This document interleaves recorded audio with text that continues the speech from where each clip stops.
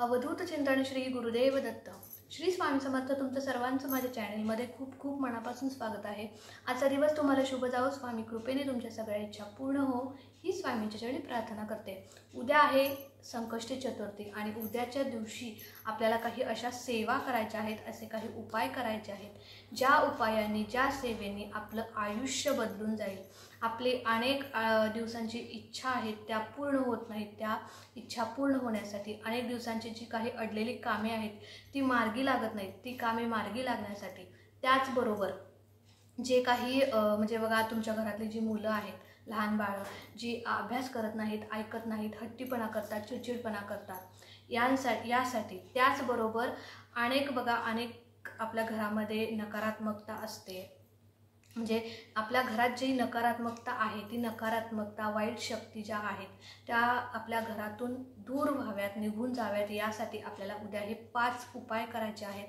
म्हणजे 5 सेवा करायच्या आहेत, जेणेकरून आपलं आयुष्य बदलेल, आपल्या आयुष्य व्यवस्थित मार्गी लागेल, आपल्या आयुष्यातले विघ्न आहेत ते गणपती बाप्पा विघ्न दूर करतील यासाठी. तर त्यातली पहिली सेवा कोणती असेल तर बघा, पहिली सेवा म्हणजे तुमच्या घरात गणपती बाप्पांची जी मूर्ती आहे तिला अभिषेक घालायचा आहे. 2 वेळा अभिषेक घालायचा. आता 2 वेळा म्हणजे काय तर बघा, एकदा पाण्याने घालायचा, एकदा पंचामृताने घालायचा. पण पाण्याने घालताना त्या पाण्यामध्ये एवढासा किंचितसा कापूर टाकायचा. आता किती टाकायचा बघा, आपला साखरेचा जो छोटा दाणा असतो साखरेचा तेवढा एकदम किंचित कापूर टाकायचा. एकदम किंचित त्या पाण्यामध्ये कापूर टाकायचा आणि त्या पाण्याने गणपती बाप्पांना अभिषेक घालायचा. आता पाण्याने अभिषेक घातल्यानंतर पंचामृताने घालायचा. आता पंचामृत म्हणजे काय, दूध, दही, साखर, तूप आणि मध या 5 गोष्टीने म्हणजे वस्तूंनी पंचामृत तयार होतं. तर पंचामृताने घातल्यानंतर परत पाण्याने घालायचा. तर अशा प्रकारे गणपती बाप्पांना अभिषेक घालायचा. आणि ते जे अभिषेकाचं पाणी आहे ते अमृतासमान असतं. ते पाणी तुमचे जे काही घरामध्ये लोक आहेत जे खूप चिडचिडपणा करतात, हट्टीपणा करतात, म्हणजे लहान मुलं हट्टीपणा करतात, पण मोठी माणसं देखील असतात बघा, ज्यांचा स्वभाव खूप तापट असतो, रागीट असतो, चिडका असतो, तर अशा लोकांना हे पाणी तुम्ही द्यायचं आहे, जेणेकरून त्यांच्या स्वभावात बदल होईल. बघा, तो अभिषेक घालताना ओम गण गणपते नमः किंवा मंगलमूर्ते विघ्नहरा दुरितनाशना कृपा करा या मंत्राचा, म्हणजे तुम्हाला जो गणपती बाप्पांचा मंत्र येतोय त्या मंत्राचा जप करायचा आहे. आणि ते जे अभिषेकाचं पाणी आहे ते घरातल्या सगळ्या फॅमिली मेंबर्स जेवढे असतील त्याने ते तीर्थरूपी सगळ्यांनी थोडं थोडं प्राशन करायचं. हा झाला पहिला उपाय. त्यानंतर दुसरा उपाय. आता बघा, तुमची मुलं जी अभ्यासात खूप वीक आहेत, कितीही बसवलं अभ्यासाला तरी ते अभ्यास करत नाही, केलेला अभ्यास त्यांच्या लक्षात राहत नाही, तर अशा मुलांसाठी तुम्ही काय करायचं, जी आई आहे त्या मुलांची, त्या आईने उद्या संकष्टीच्या दिवशी 21 दुर्वा हातामध्ये घ्यायच्या, त्या मुलांच्या हातात द्यायच्या.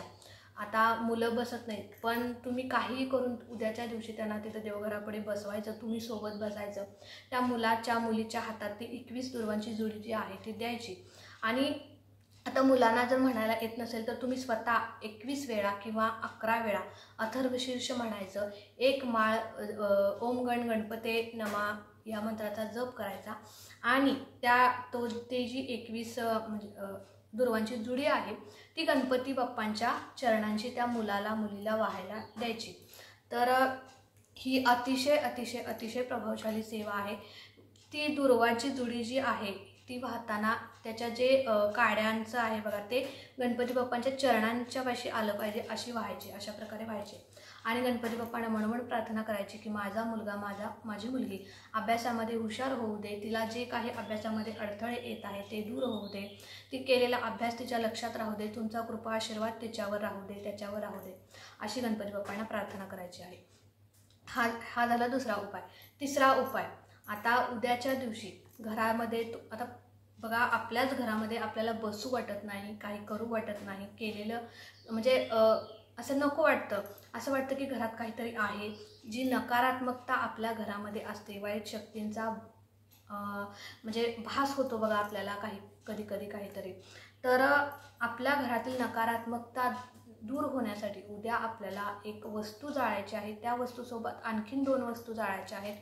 तर उद्या 2 भीमसेनी कापूर घ्यायचे आहेत त्यानंतर उजव्या हातामध्ये तुम्हाला 2 भीमसेनी कापूर, 2 लवंगा, पिवळी मोहरी. आता पिवळी मोहरी नसेल तर काळी मोहरी चालेल, पण पिवळी मोहरी असेल तर पिवळी मोहरीच घ्या. 2 भीमसेनी कापूर, पिवळी मोहरी, त्याचबरोबर 2 लवंगा आणि एक वेलची, विलायची किंवा वेलदोडा, आमच्या इकडे वेलदोडा म्हणतात, वेलची घ्यायची. या 4 वस्तू हातामध्ये, उजव्या हातामध्ये घ्यायच्या. ओम गण गणपते नमः किंवा मंगलमूर्ते विघ्नहारा दुरितनाशना कृपा करा किंवा ओम विघ्नहर्ताय नमः, या तिन्हीपैकी कोणत्याही एका मंत्राचा जप करायचा. आणि ते ज्या वस्तू आहेत बघा त्या अशा धरायच्या आणि या मंत्राचा 21 वेळा जप करायचा. आता ह्या तिन्हीपैकी जो तुम्हाला येईल, जो सोपा वाटेल त्या मंत्राचा तुम्ही जप करून 21 वेळा म्हणायचा. त्या वस्तू अशा धरायच्या मुठीमध्ये आणि 21 वेळा म्हणून झाल्यानंतर गणपती बाप्पांच्या समोर त्या सगळ्या वस्तू प्रज्वलित करायच्या. आता ज्यावेळी त्या प्रज्वलित होत असतात, म्हणजे चालू असतं ते, त्यावेळी गणपती बाप्पांना प्रार्थना करायची, माझ्या आयुष्यामध्ये जी काही विघ्न आहेत, जी काही विघ्न येणार आहेत.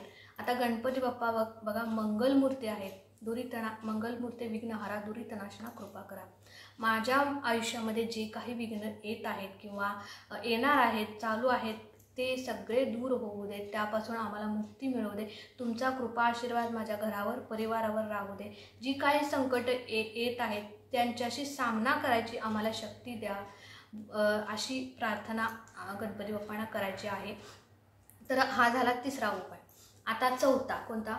तर चौथा बघा, ज्या तुमच्या अनेक दिवसापासूनच्या ज्या इच्छा आहेत, ज्या पूर्ण होत नाहीत, म्हणजे आता कुणाची म्हणजे लग्न होत नाही कुणाचं, किंवा अशा प्रत्येकाच्या काही ना काही छोट्या मोठ्या इच्छा असतात ज्या पूर्ण होत नाहीत.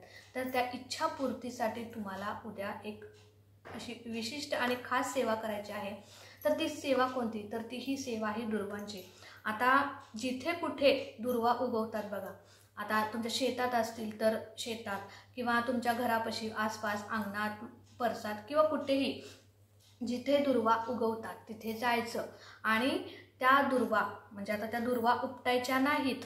2 दुर्वा अशा घ्यायच्या, म्हणजे काय हातात घ्यायच्या नाहीत, फक्त धरायच्या, बिन उपटता, त्या जमिनीतच पाहिजेत, न उपटता 2 दुर्वा धरायच्या आणि त्या 2 दुर्वा धरून एकमेकांना गाठ बांधायची. त्या 2 दुर्वांची एकमेकांना गाठ बांधायची आणि ती गाठ बांधताना तुम्हाला मनातल्या मनात तुमची जी काही इच्छा आहे ती गणपती बाप्पांना बोलायची आहे.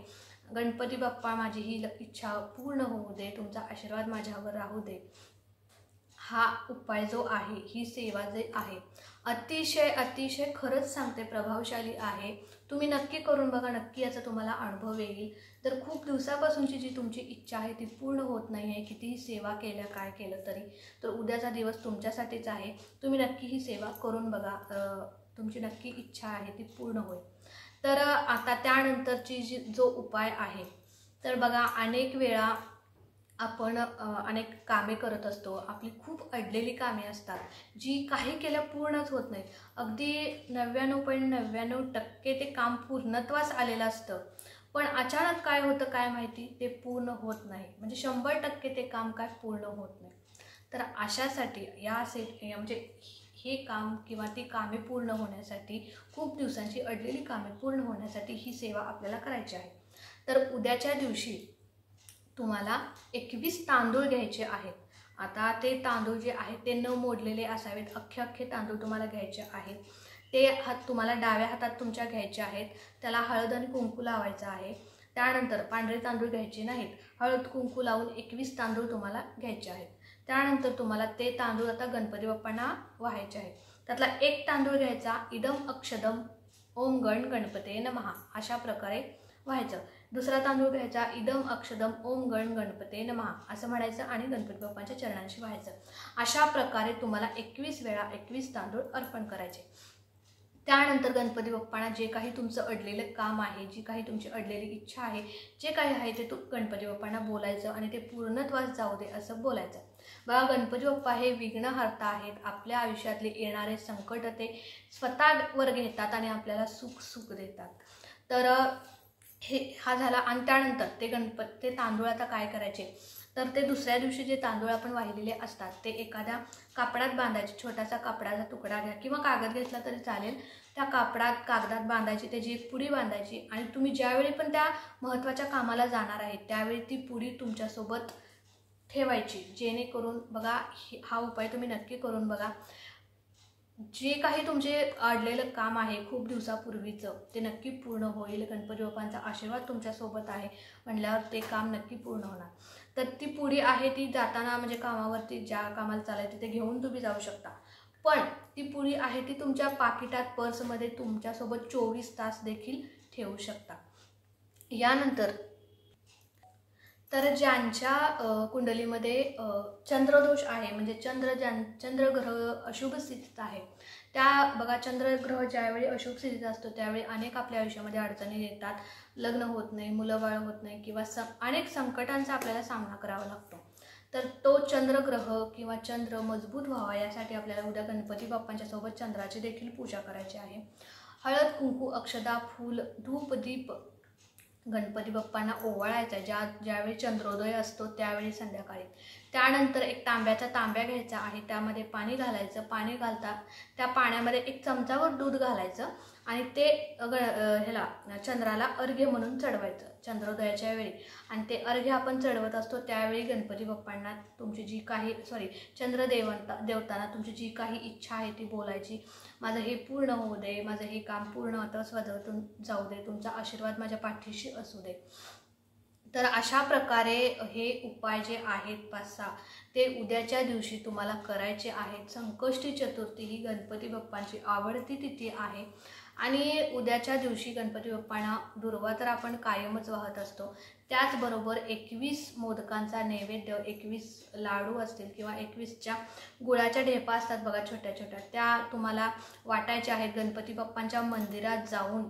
तर यामुळे गणपती बाप्पांचा आशीर्वाद आपल्याला प्राप्त होतो, आपल्या आयुष्यातले विघ्न दूर होतात. तर अशा प्रकारे हे 5-6 उपाय तुम्ही उद्या नक्की करून बघा. यातला एखादा दुसरा तरी उपाय तुम्ही नक्की करा जे तुम्हाला ज्याबद्दल तुम्हाला म्हणजे काय म्हणतात ते संकट आहे किंवा जे इच्छा पूर्ण होत नसेल तर इच्छापूर्तीचा करा. तर यातला कोणताही उपाय तुम्ही करून बघा, तुमची नक्कीच कामे मार्गी लागतील. तर अतिशय छोटी माहिती होती, मला तुमच्यासोबत शेअर करायची होती. व्हिडिओ जर आवडला असेल तर व्हिडिओला नक्कीच लाईक करा. चॅनेलवर नवीन असाल तर चॅनेलला सबस्क्राईब करा. भेटूया अशाच एका नवीन व्हिडिओसोबत. तोपर्यंत श्री स्वामी समर्थ.